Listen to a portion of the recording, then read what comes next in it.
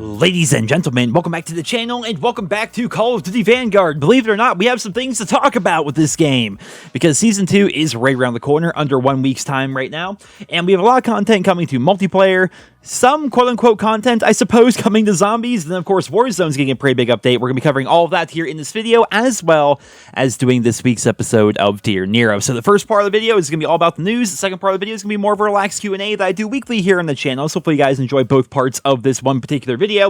What we're looking at right here is going to be the gameplay trailer for Season 2, as well as a cinematic for Warzone, and we also have a roadmap right here, which, believe it or not, there's actually a good amount of stuff here, so let's just go ahead and jump right into multiplayer.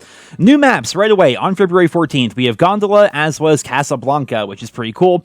Ranked play is going to be coming out on February 14th. It's going to be in beta. I have a feeling it's going to be in beta for a very long time, but ranked play is going to be there. In season, we're going to see Arms Race, which is going to involve motorcycles and tanks, so that's going to be like the ground war mode, I would imagine.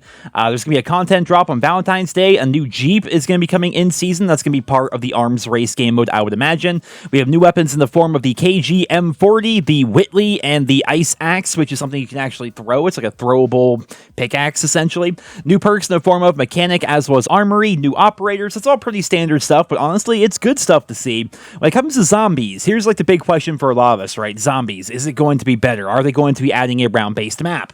Well, no, they're not, apparently. There's going to be a new map to play on, essentially. Instead of Dur and Fang, or whatever the first map is going to be called, we're going to have another map, but it's going to be the same idea, right? There are going to be different objectives, different portals.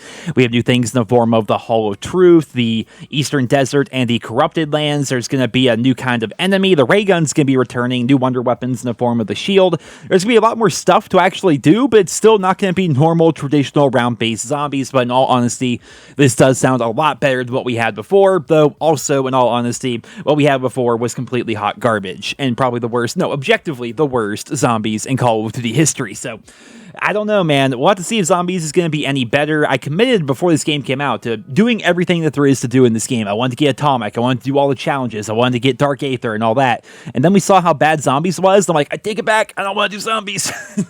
I'll still do Atomic, and I'm pretty much already done with all the challenges in multiplayer. So I guess we'll see how that plays out. But zombies should potentially be a little bit better here. And when it comes to Warzone, new drop locations, Chemical Factory and Research Labs right away. Then Rebirth Reinforce is going to be coming in season. We have a couple new game modes. We have the bomber planes that are going to be coming, the armored transport vehicles, a redeploy balloon. That sounds pretty interesting, honestly. Just in general, Season 2 sounds pretty great. I think I was basically singing the same praises back during Call of Duty Black Ops Cold War, because after Season 1, which seemed to go on forever, we were all just like so burnt out because the game had so many problems and there wasn't a whole lot of content there at launch. And then by the time Season 2 came around, we were already kind of burnt out on the game. And I think the same is going to be true for Call of Duty Vanguard for a lot of people. But for me personally, I have barely touched Vanguard in the past month, almost month and a half, something like that. So I'm at the point where I am ready to go back to Vanguard. I'm ready to jump back in. I'm hoping that the new perks and the new maps and the new weapons and stuff make the game feel a bit more interesting, and it makes it so finishing off Atomic Camo is going to be a bit more fun. I do know that that Arms Race game mode, which is going to be a lot similar to Ground War from Modern Warfare 2019, I have a feeling that is going to make going for long shots, which is honestly the worst challenge in the game. Like, long shots are such a stupid idea if you really think about them for a challenge, because they force you to go to the 1 or 2 different sight lines on any given map that actually counts for a long shot, and then just compete with other people who are also going for long shots. You're ignoring the objective. You're just camping in some random corner of the map, hoping that somebody walks into your sight line, and you have to do that like thousands of times. It's pain. It is honestly pain, but having a big map in the form of Arms Race should actually make going for long shots a little bit easier. So that'll make going for Atomic a little bit easier as well. I'm like very close. I'd say I'm like 80% done with Atomic. The big thing for me is getting all the long shots with everything. So that should be pretty fun to go ahead and do, and then finally get Atomic Camo and actually re-experience the game for the first time in like a month and a half, which may not sound like a long time, but keep in mind the game's been only out for, what, 3 months now? Just over 3 months. So basically half this game's life cycle, I haven't been playing it because I'm so bored of it. I'm tired of all the bugs and problems. And hopefully more updates actually come through to fix different aspects of the game and make make it run a bit smoother and make it so the challenges actually track and make it so other things actually work. So I guess we'll have to wait and see. But overall, thumbs up from me, man. I mean, people probably expected like a negative video from me here. No, I mean, Season 2 looks good. It definitely does. I hope they continue to add content updates like this, because I've done so many comparisons lately, comparing Call of Duty to games like Fortnite in terms of updates and content and progression and things like that. And we haven't had really anything to speak of for Call of Duty since the new year, and it is February 9th at the time of this video being recorded. So yeah, it's definitely nice to see some content finally coming to the game. Something is better than nothing, better late than never. Other cliches here. I'm happy stuff's happening to COD, and I'm excited to jump in on February 14th and sink my teeth back into COD for the first time in quite a while. But ladies and gentlemen, there you have it. There is the news for Season 2 of Call of Duty Vanguard, the Armored War Machines update.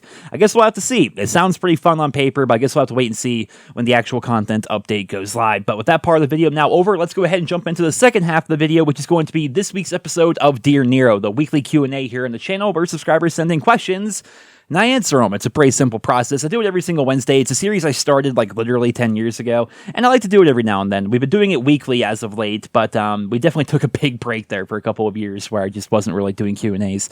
But it's fun to have them back here, and we're doing it myself this week as compared to having my brother on. I definitely enjoy having my brother on, which we'll be talking about that later on here in the video. But let's just jump into it with the first question coming from The Real Ghost. He writes, Dear Nero, when creating content on YouTube, do you ever feel the need to branch off into a different niche, or if Call of Duty ever dies, would you make different content in general? So The Real Ghost, reason why I want to pick this question is basically just to bring attention to the fact that I do have an entirely second channel, and also have a Twitch, I suppose, if you count that, which I stream a bunch of games on there. But on my second channel, which is youtube.com/NerosCinema2, it's just literally the same name as this, NerosCinema with a 2 after it. I post all sorts of stuff over the years. It's been a passion project of mine for years and years and years. I've been posting over there for almost a decade now, and all sorts of playthroughs of different Pokemon games, nostalgia games like The Simpsons Hit and Run and South Park Rally, like games I played growing up essentially. Lots of like custom zombies for Black Ops 3 and World at War. Full playthroughs of every Borderlands game, even like weapon guides and Borderlands and stuff like that. Like just so many different games, so much different stuff has all gone up on that channel. And lately I've branched off into doing Fortnite content because I've really been enjoying Fortnite as of late. I got into the game with the new year here. Literally January 1st was the day I started playing, and I'm just really enjoying the game. I'm level like 230 or something like that. I've done everything there is to do in the game with the exception of 3 milestones. I'm really loving it. I really love the game. So now I'm posting content of Fortnite on my second channel as well. So if Call of Duty ever dies, I mean, I'll still do YouTube. I'll still do Twitch. I mean, obviously, I don't think Call of Duty is going to die anytime soon. I think it's going to take a very long time for COD to completely die off to the point where, like, no one wants to watch it, no one wants to talk about it, nobody wants to play it. But until that point, if that point ever happens, I suppose, I'm going to continue doing COD because I love COD. I've been playing the game for 15 years. I've been making content for it for 10 years. But I definitely do a lot of other stuff on my second channel as well, just because it's fun. I mean, my second channel wasn't active for a very long time, but because I've been streaming, right? My idea was, if I'm streaming, I might as well just stream different games and stuff as compared to, making Let's Plays and stuff. But now that I'm streaming Fortnite and playing Fortnite and stuff, I think we're doing Lost Ark tonight. We're going to be trying that game out, which looks a lot of fun. I'm going to play a Paladin. Basically, if you like any other kind of video games on top of just Call of Duty, check out youtube.com/NerosCinema2, and then check out the videos over there. Be sure to sub. The next question is, also Twitch, twitch.tv/NerosCinema. But the next question is going to be coming in from Ram King, who writes, Dear Nero, who is your favorite operator in Vanguard so far? Hands down, Wade. I mean, initially it was going to be Constance, I think her name is. I don't know why. I think it's because early on no one played as her, and she was like the LMG girl, right? So basically no one ever unlocked her, no one ever played as her. So I'm like, I'm going to be unique, and I did light machine guns first on my road towards Atomic. And so initially it was her, then more people started playing as her, and then once I finally unlocked Wade, I'm like, Wade is just so cool. He's like this, very flamboyant, like movie star kind of a guy from New York City. His highlight intros involve baseball bats, and his executions literally just smacking someone in the head with a baseball bat. He's awesome. I'm a big fan of Wade. He's definitely my favorite. The next question is going to be coming in from Aaron, who writes, Dear Nero, when SM2 is released, what maps/guns/perks would you like to see/use? Also, are you going to cover it on your channel? So if you guys don't know, SM2 is a fan-made best of Call of Duty game that has been in development for a very long time. We have a bunch of footage of it. It looks really good so far. It is not officially out yet. It's probably going to be a while before it's out, but yes, I will be covering it here on the channel when it does eventually come out. When it comes to maps, guns, and perks, they already have all the guns I want to see. I mean, basically, I like the old school stuff. It sounds crazy because we're talking about Vanguard, but I want to see like the Tommy gun return. It's one of my favorite guns in COD history. Actually, probably the favorite gun in COD history. Right up there at the M16.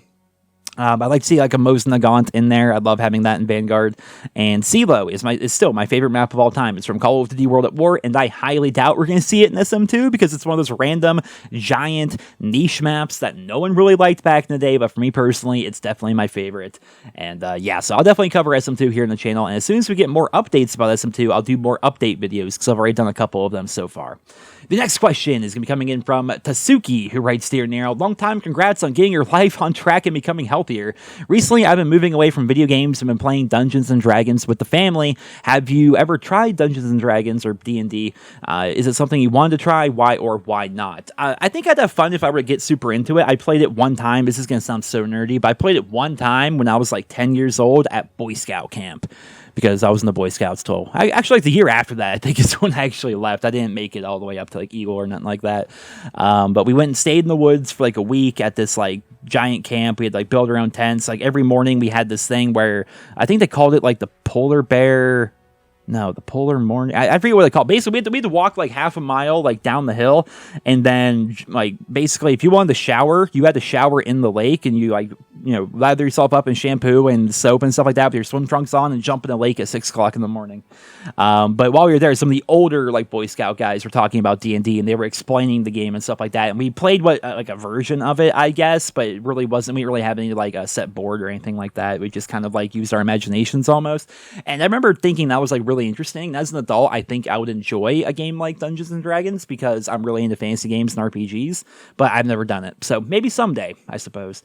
The next question here is coming in from Luke, who writes, Dear Nero, what is your opinion on the GTA 6 announcement, and what setting/era would you like to see the next one set in? GTA 6, I mean, we knew they were working on it. It's just a matter of when they were actually going to announce it and talk about it. There's no way a game as popular and successful as GTA 5 was not going to get a sequel. So we knew it was happening. Now they confirmed it. That's cool. We don't know when it's going to be coming out. It's probably going to be years from now. But what setting would I like to see? 80s. 100%. I want 80s. I want like what we saw in Black Ops Cold War almost, right? Like pictures of map Miami. I want nothing but like neon lights and 80s cars. I want to be like Grand Theft Auto Outrun, basically. I think that would be so sick. I'm not even all that into GTA, but I would definitely get into that game with that setting because that sounds awesome. The next question is going to be coming in from Hamad, who writes, Dear Nero, what do you think of the latest Cold War leaks, like the new assault rifle and the return of WMD and jungle maps? So I've been following a bunch of these leakers and industry insiders on Twitter for a while. A lot of people are saying there's like going to be a 10 plus bundles coming to Cold War in the future, which is interesting that they're going to be going back to update that game, but it kind of makes sense because they're not making a ton of money on Vanguard, so they're going to try and cash in on Cold War without cashing in too much on Modern Warfare 2019 because they don't want to draw too many people back to that game. I would imagine with a sequel coming out, they want to focus more on the games that have come out in the last couple of years, I suppose. I mean, maybe it would make sense to go back to update Modern Warfare because it's going to be the game, it's going to be like the game that comes out right before Modern Warfare Roman numeral 2. If Modern Warfare Roman numeral 2 is going to be a sequel to Modern Warfare 2019, you would think that they would have people going back to that game. But I have not heard about the new assault rifle or the new maps like WMD or Jungle.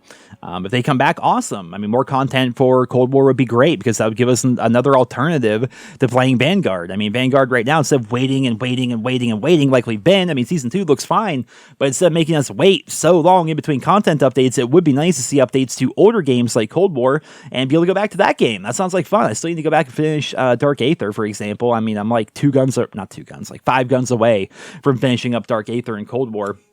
And having a new assault rifle or maybe, bringing back some classic maps like WMD and Jungle into that game just for fun, just for free updates, that sounds awesome. So hopefully that actually does happen.